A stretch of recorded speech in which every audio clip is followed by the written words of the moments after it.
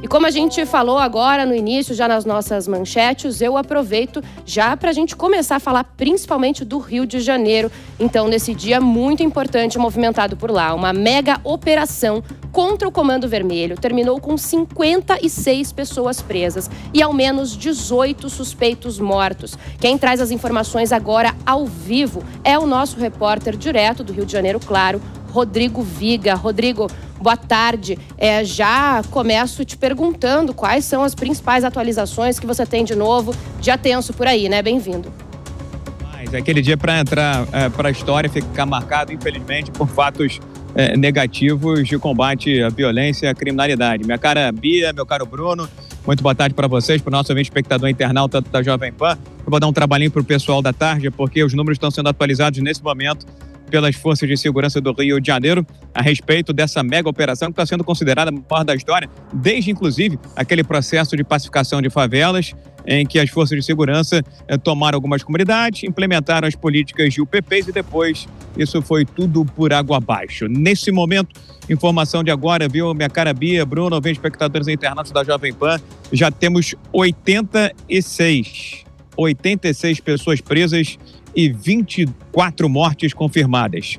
4 de agentes de segurança, 2 policiais civis e 2 agentes do BOP, a tropa de elite da Polícia Militar do Rio de Janeiro, e outros 20 suspeitos. Além desses 86 presos, números atualizados aí na sua tela, ouvinte espectador internauta da Jovem Pan, 24 mortos, nós já tivemos até agora a apreensão de quase 50 fuzis com criminosos ligados ao Comando Vermelho. Que operação é essa? É uma mega operação com viés, com conotação de guerra, de combate das Forças de Segurança do Rio de Janeiro em 2 complexos de favela da Zona Norte do Rio de Janeiro. Estamos falando do Complexo da Penha e do Complexo do Alemão, que são bases do Comando Vermelho. 100 mandados de prisão, 150 de busca e apreensão estão sendo cumpridos desde cedo. E a operação ainda não terminou, viu, Bia? E é claro, como sempre, a retaliação por parte do crime organizado. Nesse momento, informação também de agora, nós temos pelo menos 3 vias expressas de grande movimentação bloqueadas e interditadas por ações do crime organizado. Estão interditando, fazendo barricadas e atravessando ônibus para impedir o trânsito. Isso está acontecendo. Bloqueio na linha amarela, que conecta a Zona Norte à Zona Sudoeste da capital, na Grajaú, Jacarepaguá, que também fica ali na Zona Norte do Rio de Janeiro. E temos ainda uma outra operação do crime organizado acontecendo na Dias da Cruz, no bairro do Meia,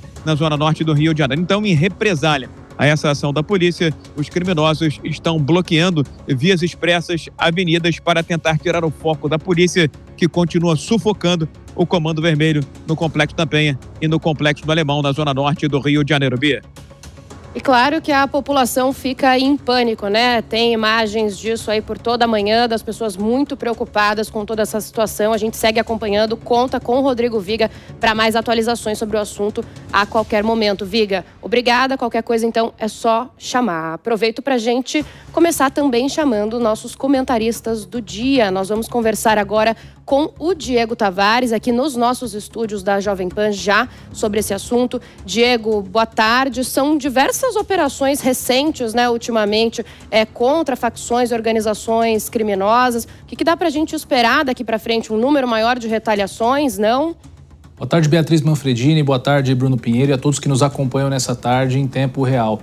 E, Bia, é um cenário de calamidade, um cenário de guerra. Quem nos acompanhava por imagens há pouco e volta a nos acompanhar por imagens agora, parece muito as imagens que nós repercutimos lá na faixa de Gaza, quando estávamos aqui repercutindo o conflito entre Israel e Hamas, mas é o Rio de Janeiro, uma das principais capitais do Brasil, que infelizmente se encontra com mais de 50% do seu território já tomado pelo tráfico, pelas organizações criminosas e pelas milícias. Então, é um problema que não pode mais ser negligenciado. E, de fato, com o aumento do número de operações contra o crime organizado, certamente o número de retaliações do crime organizado com a sociedade também aumentará. Acabamos de dizer aqui, já estão montando barricadas, colocando fogo em veículos, colocando fogo em ônibus, enfim, deixando totalmente em situação de calamidade a vida do carioca nesses dias. Então, nossas autoridades precisam de fato se debruçar com seriedade sobre esse problema e reconhecer que nós no Brasil nos encontramos em guerra.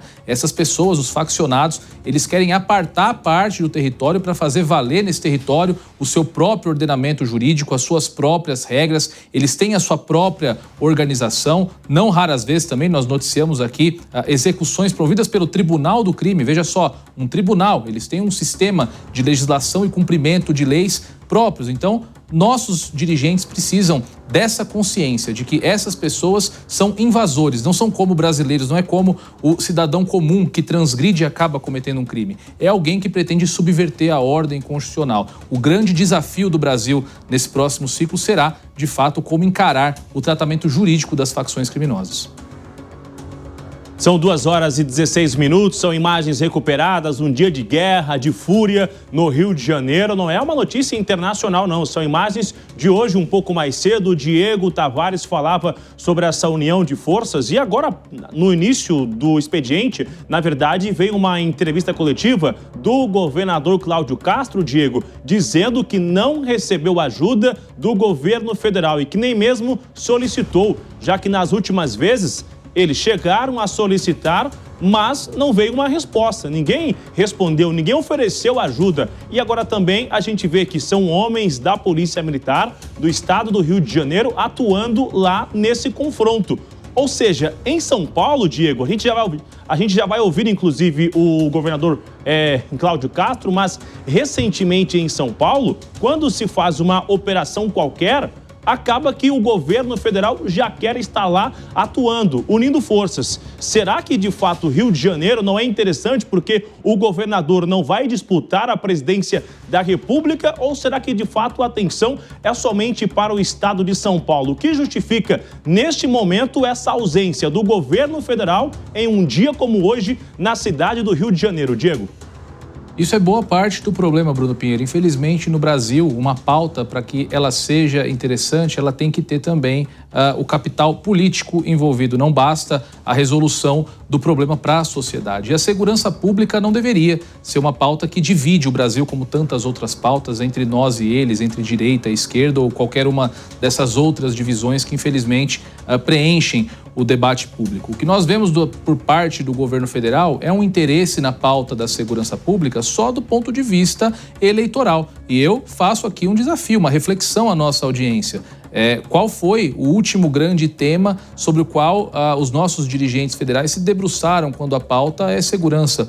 O Ministério da Justiça e Segurança Pública, por exemplo, passou mais da metade dessa atual gestão debatendo única e exclusivamente as câmeras nas fardas dos policiais, inclusive fazendo uma certa chantagem institucional com os governadores de estado, limitando o acesso aos recursos do Fundo Nacional de Segurança Pública aos governadores que não quisessem instalar as câmeras nas fardas seus policiais militares. De lá para cá, mais um pouquinho de narrativa. Até tentaram emplacar a PEC da segurança pública sem muito diálogo com os demais atores da segurança pública, principalmente os governadores de estado, que viram as suas competências serem, de certa forma, diminuídas com a proposta inicial da PEC e agora tenta emplacar um novo projeto de lei para aumentar as penas para os crimes de organização criminosa, né? O chamado pacote anti-organização criminosa, mas que destoa do próprio trabalho histórico da base do governo. A exemplo de um outro pacote que foi votado recentemente que visava o aumento das penas dos crimes de furto e roubo, no qual toda a base governista votou contrariamente ao projeto, que mesmo assim acabou passando. Então, o que nós observamos é muita narrativa, muito uso eleitoral da pauta de segurança pública e pouco resultado concreto, pouca união de fato para que as organizações criminosas sejam devidamente enfrentadas como têm que ser enfrentadas por todo o aparato institucional brasileiro. São cenas lamentáveis, o Diego lembra muito bem, mais uma vez, sobre a discussão da PEC da segurança, que de acordo com os governadores era para colocar essa autonomia muito mais sobre o governo federal do que sobre os estados. E numa situação como essa, seria então necessário aguardar o governo federal e não o governo estadual reagir imediatamente. Aí a gente relembra, porque em São Paulo, a atuação do governo federal, sempre que uma operação acontece, o governo já quer atuar. No Rio de Janeiro, aparentemente até aqui há um silêncio por parte do governo federal. Hoje, um pouco mais cedo, o governador reforçou que não veio ajuda ainda por parte do Palácio do Planalto. Vamos ver. É uma operação maior do que a de 2010 e, infelizmente, dessa vez, como ao longo desse mandato inteiro, não temos o auxílio nem de blindados, nem de nenhum agente das forças federais, nem de segurança, nem de defesa. É o Rio de Janeiro completamente sozinho nessa luta hoje e estamos fazendo a maior operação da história do Rio de Janeiro. A gente aguarda que venha uma resposta que possa auxiliar esses agentes das forças de segurança, até a Força Nacional, enfim, para que possa dar uma resposta.